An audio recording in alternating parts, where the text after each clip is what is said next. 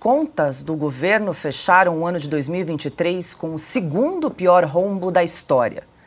Juntos, o Tesouro Nacional, o Banco Central e a Previdência Social registraram déficit primário de mais de 230 bilhões de reais.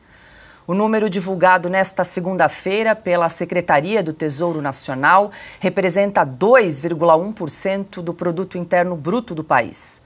Segundo a pasta, o resultado foi agravado devido principalmente ao pagamento de precatórios em dezembro passado, que não estava previsto no valor de 92 bilhões e 400 milhões de reais. O saldo final do ano passado é o segundo pior da série histórica iniciada em 1997.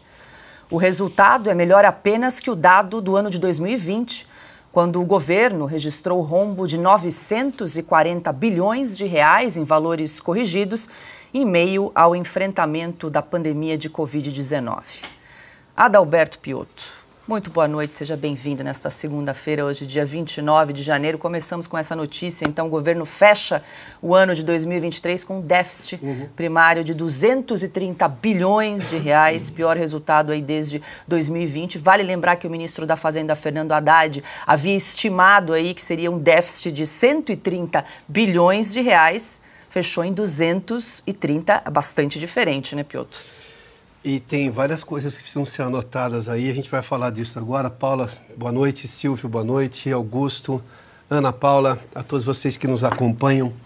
A comparação normalmente é feita com 2020, porque 2020 teve um rombo gigantesco, mas é um ano atípico no mundo inteiro por causa da pandemia. Mas quer ver como a coisa é bem ruim de 2023? Vou pegar um ano do governo Dilma Rousseff. Você se lembra que a pior crise econômica que esse país já teve foi por erros de política econômica doméstica durante o governo Dilma Rousseff. Em 2016, o déficit brasileiro foi de 230 bilhões e 700 milhões de reais. 2016, o último ano do governo Dilma. Vamos lá. O déficit agora foi de 230 900 milhões, só para você ter uma ideia. 230 bilhões e 900 milhões. Ou seja, foi maior do que o pior ano do governo Dilma Rousseff. Ou seja, o Dilmês na economia está de volta. E o modus operandi da economia, ou seja, que é gasto, gasto, gasto, sem criar condições de receita.